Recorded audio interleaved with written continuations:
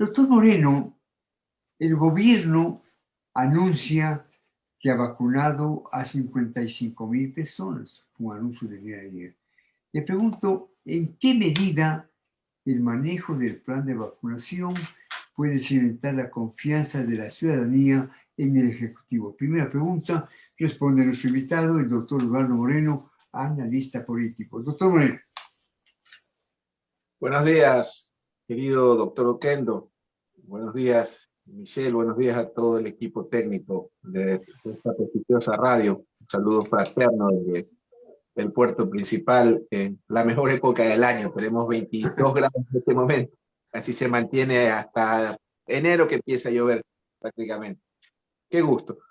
Bueno, uno de los ejes fundamentales o de los pilares de la narrativa y digamos que ha planteado el nuevo gobierno fundamentalmente en materia de gestión ha sido esto de la vacunación, donde creo que ha cometido aciertos como ya despojarse de estos prejuicios dogmáticos, ideológicos de no quiero la rusa, no quiero la china, quiero la gringa, quiero la canadiense, que me parece interesante, ¿no? Porque yo me imagino, y usted que tiene muchos años en esto, y Michelle conoce estos temas también, que esta transición comunicacional que sufren generalmente todos los equipos de los gobiernos, es decir, el paso de la propuesta o de la oferta a la justificación, cuando hablamos un poco de comunicación política, cuando tú estás en campaña, el mensaje es ofertante, ofreces, y Lazo lo lleva haciendo 12 años, ¿no?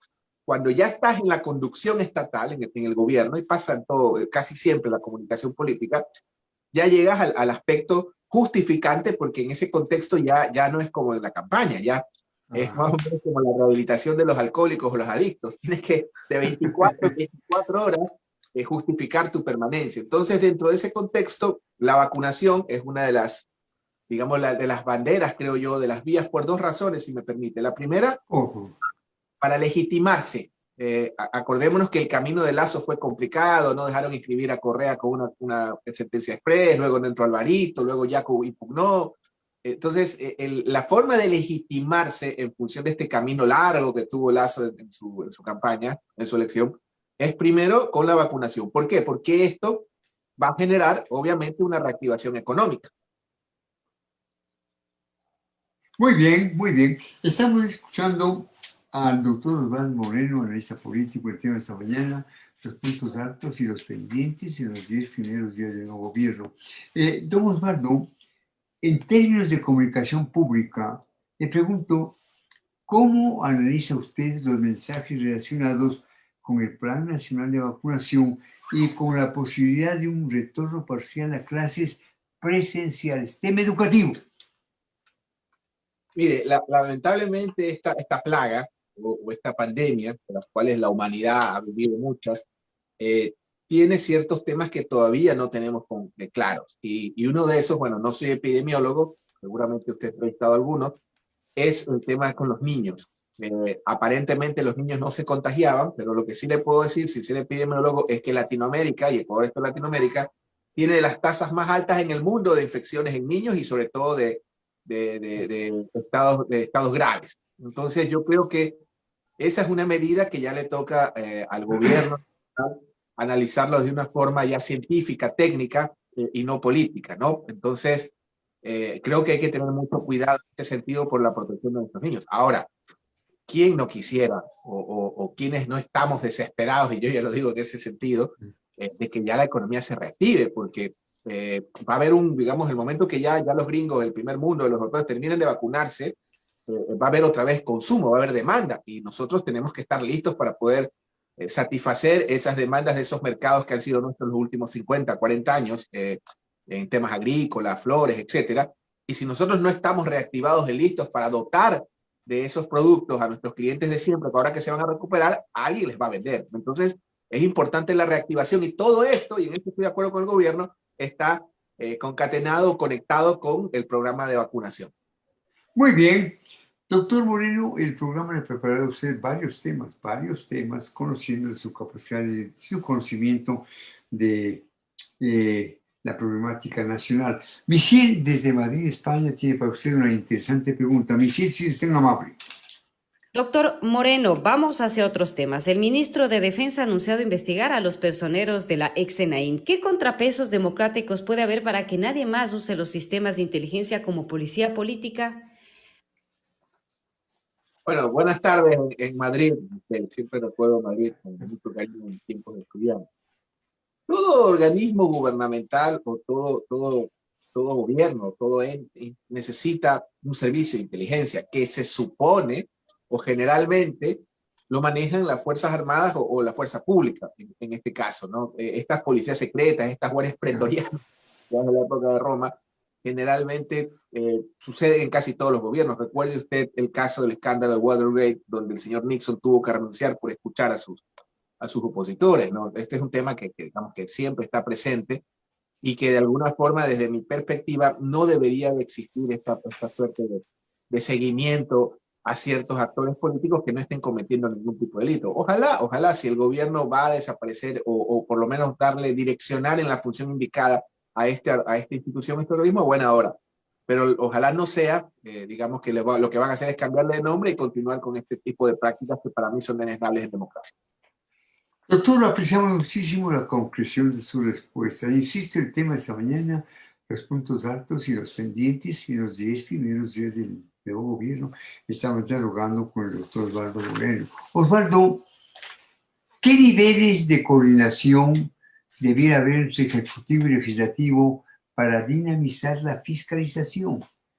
La Comisión Parlamentaria de la Materia formuló antier centenares de pedidos de información. Osvaldo. Mire, el tema de la conformación del legislativo es bastante interesante porque, bueno, hay que retomar este tema en la conversación, ya que hablamos de este tema. Primero, para los extranjeros que nos escuchan también, porque sé que tenemos audiencia en ocasiones para saber estudiar Ecuador en este medio prestigioso. Primero, en nuestra legislación, el presidente de la República es un colegislador. Eso es sumamente importante. Es un colegislador en un poder legislativo. El actual gobierno mantenía o mantuvo en lo electoral una alianza con un partido que tiene mucha experiencia en ese sentido, que es el Partido Social Cristiano. A partir que se rompe esta alianza, por las razones que ya sabemos y ya algunos lloraron en micrófonos de lo que sucedió, a partir de esa ruptura, el gobierno hace una alianza con un movimiento que respeto infinitamente, pero con el cual no tiene ningún tipo de afinidad, especialmente lo ideológico. Entonces, eso en el camino nos va a dar de alguna forma muestras de cómo va a ser efectivamente, porque todo este tipo de acciones en la fiscalización, redacción de leyes, etcétera, etcétera, etcétera, van a depender un poco de esa viabilidad y del funcionamiento de esta alianza, que en lo personal espero que funcione, pero lo veo bastante difícil.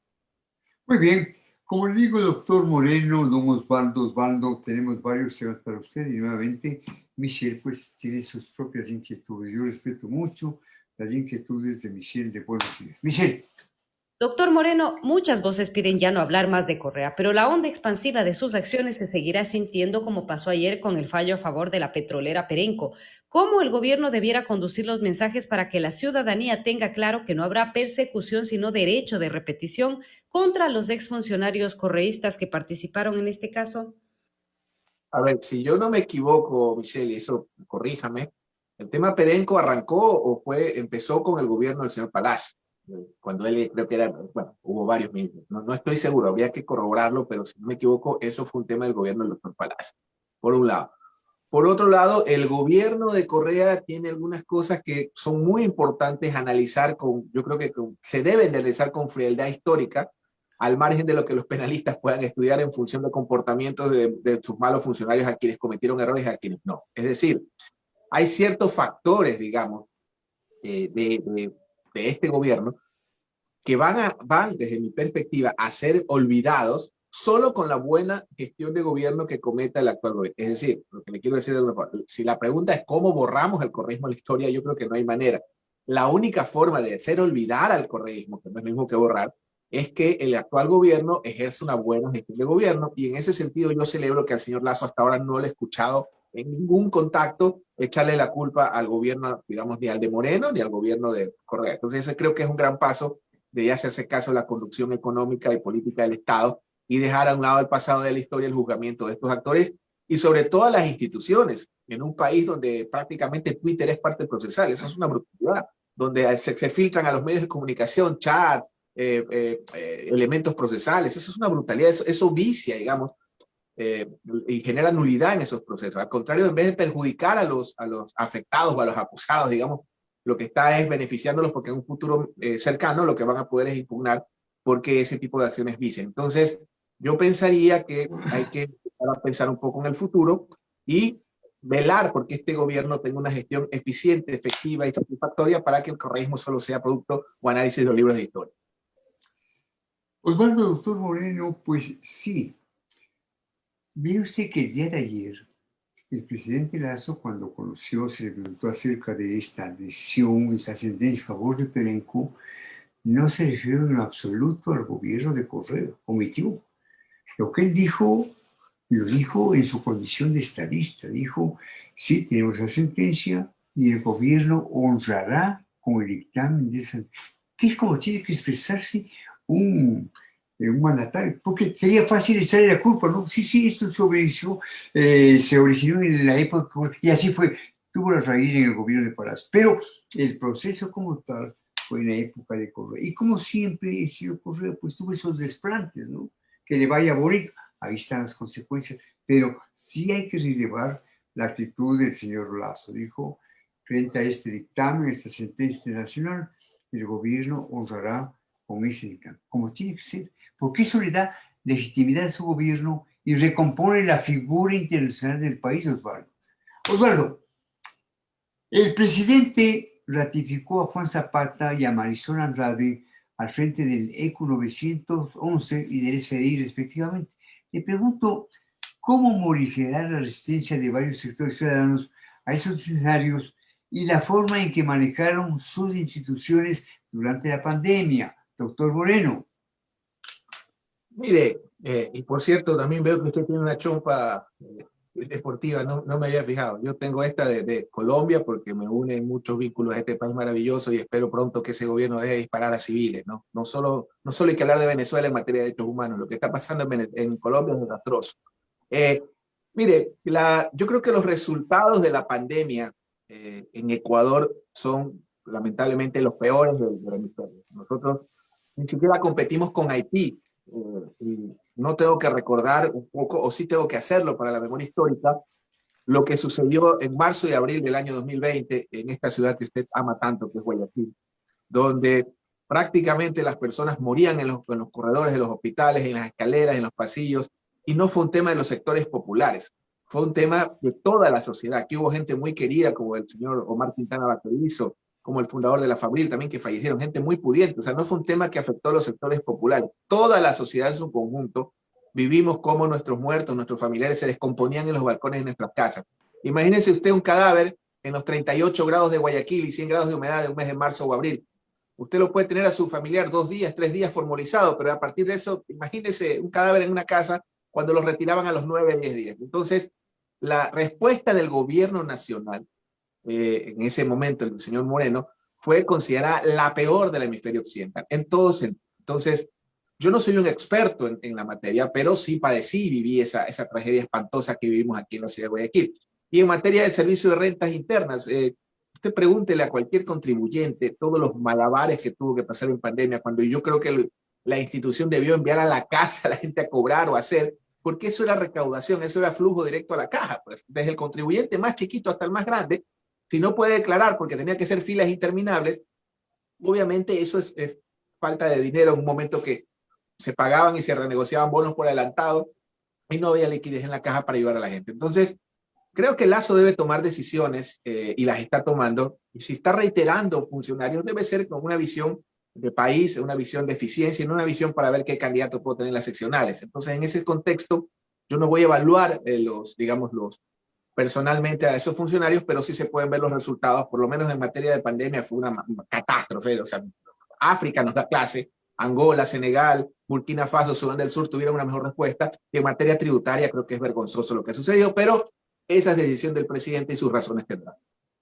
Ahora, Osvaldo, en lo que tiene que ver con el coronel Juan Zapata, yo creo que él ha cumplido un excelente papel al frente del ECO 911 y del Código Nacional. No diría lo mismo de doña Marisol Andrade porque no tengo digamos, un conocimiento cabal de su gestión al frente del SRI, ¿no? Estamos dialogando con el doctor Osvaldo Moreno, analista político. ¿Cómo se formó usted como analista, Osvaldo? Cuéntenos, antes de que me hiciera por otra pregunta. ¿Cómo se formó usted? Gracias a medios como ustedes que siempre nos han dado espacios, desde, como decimos acá en la costa, desde muy pollos, desde muy pelados, desde muy chicos. Yo recuerdo que usted me entrevistó cuando yo tenía unos veintitantos años, no recuerdo exactamente, y siempre lo agradezco cuando éramos dirigentes de la Federación Ecuatoriana de Universidades Particulares del Ecuador, la FEUP, en Sí, esto, sí. yo era secretario nacional en algún momento. Estaba Bueno, haciendo memoria, decía yo le entrevisté al doctor Moreno, claro, sí, estaba haciendo memoria. no solo a mí, también te entrevistó al presidente, yo siempre lo guardo con gratitud porque hay que decirlo, hay medios que eran en esa época muy cerrados y salvo usted y dos periodistas más, creo que el doctor Rosero también fueron quienes nos daban espacio y siempre nos recibieron, otros ni nos abrían la puerta, pero no voy a dar nombres porque algunos no lo quieren. Pero en todo caso, bueno, yo soy politólogo de formación, me formé en politología en un año complicado. De ahí estudié en la Argentina, hice un máster en marketing político en el año 2004, cuando eso no existía en la región. Era el único programa en español en la Universidad Jesuita de Buenos Aires. También hice un doctorado en ciencia política, que estoy por defender la tesis. Y bueno, a partir de eso, la opinión política o digamos el análisis político es parte, pero realmente mi oficio o mi actividad profesional es dedicada centralmente al tema de la comunicación política. Eventualmente hago docencia, llegó un punto en que ya no, por el tema de los viajes al exterior, ya no pude seguir continuando siendo profesor universitario. Eventualmente doy clases a manera de módulo, en posgrado, en prácticamente casi todos los posgrados del mundo hispano de comunicación política. Y bueno, y en este momento hemos concluido, Ecuador ya está cerrado, creo, el capítulo a partir del 24 de mayo y espero estar vacunado pronto para continuar con mi carrera en el continente. Bien, dígame una cosa, doctor Moreno, usted también estuvo en Madrid. Sí, claro, claro. Yo estudié en la Complutense en el año 2006. Hicimos el programa de campañas electorales con el doctor Alejandro Pizarros en la Facultad de Ya, ya. Comunicación. Es, caramba, felicitaciones, una excelente formación, ¿no? Y dígame, ¿ser consultor político rinde económicamente hablando? A ver, La consultoría es como cualquier oficio independiente. Es decir, si yo aprendí algo muy joven, que eso me recomendó un consultor muy querido que ya falleció, el señor Sanchís, un español. Él tenía familia y él siempre me decía que uno tenía que facturar hasta el saludo, adicional al cumplimiento, obviamente, de las obligaciones tributarias, porque como no somos empleados enrolados, es la única forma de probar ingresos y tener crédito, ¿no? Entonces, yo le diría que sí, sí, pero si la pregunta es, tienes dos vías de ingresos para la gente que quiere dedicarse a esto, con lo que pagas la luz, las tarjetas, el agua, que son capacitaciones, docencia, que es eventual, pero las cosas con las que tú cambias de vehículo, adquieres un bien, generalmente son cosas que no se dan todos los días. Entonces puede pasar que tú en tu declaración de impuestos, voy a poner un ejemplo, tienes 10 de ingresos, pero resulta que la factura que tienes ingreso fue en el mes de octubre y en el mes de enero a septiembre estás en una situación en la que tienes que vivir de lo que haces. Entonces, al menos yo sí he tenido la suerte de poder estar activo permanentemente, pero sí es una actividad remunerada, pero más que la remuneración, creo que es una actividad en la cual tienes que tener vocación, ¿no? Y vocación de que cuando llega un proceso, que es casi siempre, los domingos son días laborables, hasta tarde, ¿no? Y que los políticos son gente muy complicada. Ahora que usted me hablaba de un funcionario, creo que alguno nos dejó una factura sin pagar, pero bueno, es muy importante cobrarle siempre a los políticos el 70% de anticipo porque son muy difíciles para pagar. Pero bueno, yo estoy muy contento con lo que hago, doctor Oquendo, y usted me conoce, yo no alquilo mi opinión, yo hago opinión porque me parece una obligación, pero no está vinculada jamás ni con las actividades que realizo, ni con ningún tipo de conflicto de interés. Al contrario, hacer opinión a veces me resta cliente. Pero bueno, es una actividad que creo que vale la pena ejercer y hay grandes ecuatorianos referentes. Está Jaime Durán, doctor Isurieta, que él es uruguayo, pero es más quiteño que el Quimbolito, Santiago Nieto, Pipo Lazo. Hay muchos colegas que hacen que ser ecuatoriano no sea hacer cualquier cosa en este oficio. Y yo siempre lo digo con orgullo. y dígame una cosa, ¿en la última campaña usted asesoró a algún candidato? Mire, si usted encuentra en cualquiera de mis redes sociales o comunicados o actividades profesionales cualquier tipo de cosa que no sea entrevistas en los medios de comunicación, algo que aprendimos y que le sugiero a los colegas que empiezan, uno debe atender con mucha humildad y profesionalismo a una radio comunitaria indígena, campesina o de estudiantes, como a la CNN o a Diego Quer. Entonces, usted podrá ver en todos nuestros canales de comunicación o páginas web, etcétera, etcétera, o canales digitales, que difundimos todo lo que es academia y temas de medios de comunicación, jamás temas profesionales. Y sí, estuvimos altamente activos tanto en la primera vuelta y digamos que casi que en la segunda vuelta también. Muy bien, estamos dialogando con el doctor Osvaldo Moreno, analista político, quien bondadosamente pues, nos ha informado acerca de su formación académica. Michelle, tu nueva pregunta, ten la bondad, Michelle. Doctor Moreno, ¿qué complejidades impiden que a una semana de posesionado el gobierno aún no cuente con ministro de Energía o presidente del Consejo Directivo del IES? Mire, Michelle, yo, a diferencia de muchos colegas, yo sí he criticado al gobierno en algunas cosas empezando recién, yo celebro que todavía no se haya designado. Y eso denota, eso refleja, y lo digo públicamente en esta institución de comunicación, que se está velando acuiciosamente para que el funcionario que ejerza esta función, valga la redundancia, no tenga primero un conflicto de intereses. A mí me pareció muy honesto de parte de la persona que se excusó manifestar que él tenía un conflicto de intereses.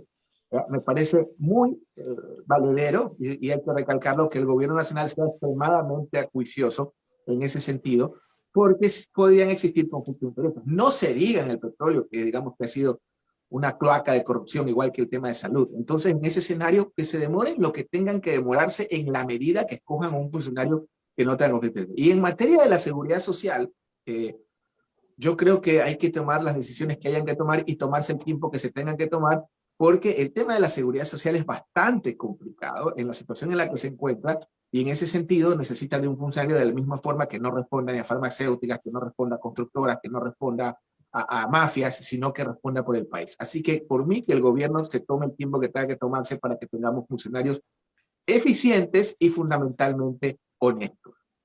Coincido plenamente con usted, Osvaldo, plenamente que el señor presidente Lazo, hombre dirigente, hombre oportuno, cuente hasta 100 o hasta 1000 para nombrar al nuevo ministro de Energía y al nuevo presidente del Consejo Directivo de IES. ¿Usted tiene algún concepto sobre la gestión cumplida por René Ortiz?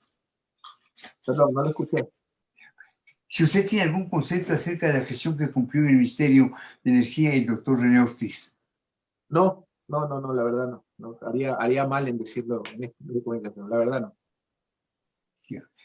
Bien, estamos dialogando con el doctor Osvaldo Moreno. Finalmente, Osvaldo, Leonidas Issa, ¿qué tema? Leonidas Issa, candidato a la presidencia de la CONAIE, anuncia movilizaciones para la próxima semana.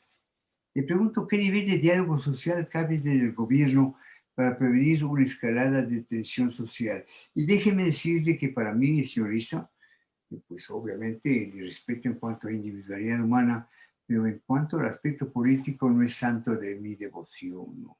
Es demasiado extremista, demasiado violento.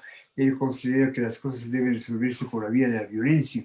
Para mí una especie de talibán criollo, ¿no? ¿Qué piensa usted? A ver.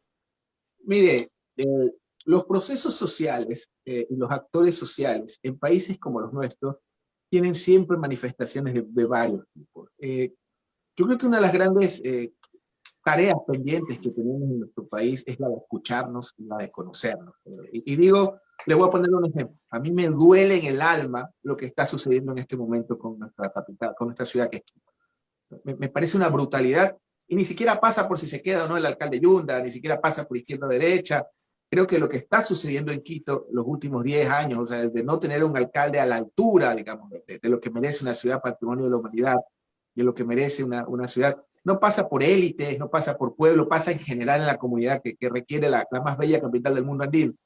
Entonces, yo creo que eso es producto, en parte, un poco de que no nos escuchamos y no nos conocemos. Entonces, si a mí me preguntan qué opino del señor Leonidas Issa, bueno, yo le soy honesto, fuera de la piedra, de la calle, lo he escuchado en algunas entrevistas al señor Issa. Ya he escuchado al señor Issa en algunas entrevistas, y en esas entrevistas me parece un tipo, primero, conceptualmente formado, con un amplio marco teórico. O sea, realmente yo dije, este tipo se ha formado en algún lado y lo han preparado muy bien. O sea, un tipo muy inteligente, con una formación muy amplia, de una erudición. O sea, yo creo que, no sé si usted lo ha entrevistado, ¿no? Por eso le hago estas observaciones. Me quedé sorprendido ver sus Leonidas, que, bueno, que usted me habla del talibán andino, como usted lo calificó hace un momento. Yo coincido con usted. Hay banderas y hay causas populares fundamentales que creo que hay que reivindicar. Digamos que el aumento del pasaje en una familia de los sectores populares es una tragedia, es una catástrofe. En eso estamos de acuerdo. En la vía, a ver, sin llegar al tema de octubre, porque no es el objetivo del programa, Ya. yo no estoy de acuerdo, coincido con usted. Yo no creo que estando el gobierno recién sentado, sacudiendo, abriendo los cajones, revisando a ver qué le dejó el gobierno anterior de bueno o cómo conducir, no me parece que es el momento. Si hablamos de diálogo, me parece extraordinario. Si hablamos de una marcha indígena que vaya a entrar al palacio y ser atendido y llegar a acuerdos mínimos, que creo que es lo que necesita, sí. Pero si hablamos de protestas en este momento que el gobierno recién está abanicándose, recién está recibiendo la caja fiscal en cero, ¿no? Entonces yo creo que no es la vía la conducente, pero creo que la unidad GISA puede aportar muchísimo al país. Es cuestión de que nos sentemos y conversemos, sino que lamentablemente la situación que estamos en este momento, la globalización, los prejuicios, digo de día y día, ¿no? Creo que es un momento importante para, así como lo llama el presidente, el Ecuador del encuentro, existe un encuentro para que todo, porque mire, esto es importante, doctor Oquendo, y es lo que la gente tiene que entender. Nos metieron el pánico de ser Venezuela y nos transformaron en la peor versión posible del Ecuador. Si el señor Lazo fracasa, no vamos a ser Venezuela.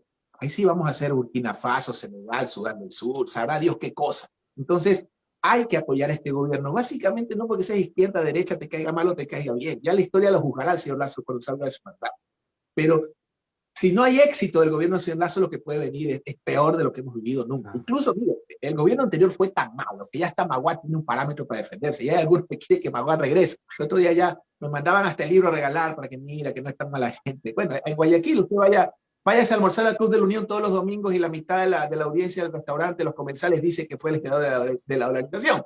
Pero en todo caso, creo que es fundamental en ese sentido respaldar al gobierno nacional sin beneficio, obviamente sin un cheque en blanco y tener paciencia y no hacer este tipo de manifestaciones porque creo que no conducen a nada. Pero eso sí, si es como lo ha aclarado, diálogo para llegar a acuerdos mínimos, para escucharse, espectacular. Pero si es para cambiar el país en un momento que no es estoy de acuerdo con usted totalmente. Valiosa su reflexión, y coincido con usted algo, el señor Risa es un hombre inteligente y con alguna formación, desde luego, desde luego. Yo me refiero más bien a su actitud política de características violentas, recordemos octubre del 2019, pero obviamente él tiene todo el derecho del mundo pues de manifestarse en las calles en términos pacíficos y republicanos. Y vea usted que la segunda entrevista tiene que ver con el tema de la alcaldía de Quito. Usted se ve lo que está pasando en Quito. ¿Qué está pasando en Guayaquil, Osvaldo? ¿Qué está pasando en la alcaldía de Guayaquil? Porque en los últimos días, pues, sobrevive una especie de silencio. ¿Qué está pasando? Mire, en política, y usted lo sabe mejor que yo, los espacios no tardan en ser llenados. Es decir, siempre los espacios terminan siendo ocupados por un actor o por otro. Las transiciones, por lo general, suelen ser complicadas o suelen tener ciertos efectos, consecuencias, etcétera, etcétera.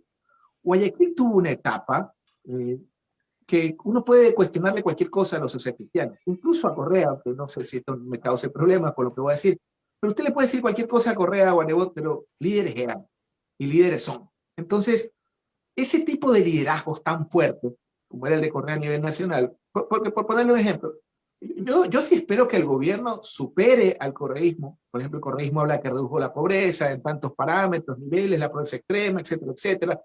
Los parámetros de inseguridad, las muertes violentas. Bueno, el gobierno nacional tiene que romper esos récords para que olvidemos para siempre al correísmo. En el caso de Guayaquil, ese liderazgo de Nebot era tan fuerte y tan sólido que la transición de Cintia en la construcción de su impronta y la construcción de ese liderazgo, desde mi modesto entender, se desvió, digamos, con el tema de los tatuajes, con cosas que trataron de generar, de alguna forma no le encuentro explicación, un personaje, una mujer fatal. Y creo que eso es respetable, pero la esencia, lo medular, es lo que sostuvo o ha sostenido a los sociocristianos durante casi 30 años, la administración del señor Flores Cordero.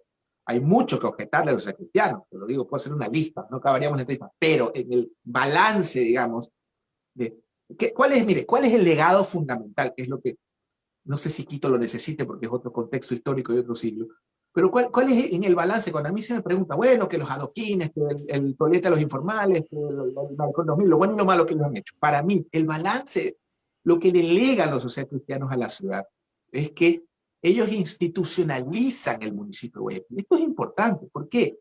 Porque el municipio, y usted creo que en esa época era periodista de Gamavisión, en esa época, el municipio de Guayaquil, y tengo que decirlo, era un urinario. El municipio de Guayaquil era un prostíbulo. Perdóneme que lo digo con dolor. El municipio de Guayaquil era una cloaca, pero no era en Así el es, sentido así es. abstracto o metafórico. ¿Ya? El pasillo municipal era un urinario, usted iba y las paredes manchadas, era una cosa Sí, espantosa sí, sí. lo que era el municipio de Guayaquil. Entonces, desde mi punto de vista, cuando hacemos el balance histórico, más allá de las obras físicas, los socialcristianos institucionalizan, y ojo, yo he sido muy crítico con ellos, ¿eh? Ellos institucionalizan el municipio como tal. Eso es fundamental, ¿no? Así es, Entonces, así es, así es. ya está en ese proceso de construcción. Pero mire la comunicación. Por ejemplo, el primer hospital municipal, digamos, prácticamente creo de los últimos 100 años en Ecuador, lo construye la señora Viteri, y cosas que no ha comunicado, digamos, con fuerza. Entonces, yo creo que en Guayaquil ella está en ese proceso y lamentablemente todavía no se consolida, y eso obviamente genera vulnerabilidades, y esas vulnerabilidades podrían, sin duda alguna, afectar la permanencia de la joya de la corona de los cristianos, que es la alcaldía de la ciudad de Guayaquil. Que se solucionen los problemas de la ciudad de Guayaquil, ciudad a la que yo respeto profundamente, y, ¿por qué no?, envío un saludo muy cordial a la doña Cintia Viteri, no faltaba más, que se solucionen los problemas de Guayaquil, como que se solucionen los problemas de Quito. Doctor Moreno, un abrazo cordial, gracias por estar en el programa, buenos días, muy gentil. Gracias a usted, a Michelle, al equipo técnico de Radiovisión, y mi abrazo siempre fraterno a esta ciudad maravillosa que es Quito. Les mando un abrazo y espero que pronto Quito esté a la altura y esté conducida a la altura de las circunstancias y de su rol histórico en la historia de la hispanidad, que es nuestra capital de la República. Un abrazo, mi querido doctor Oquendo.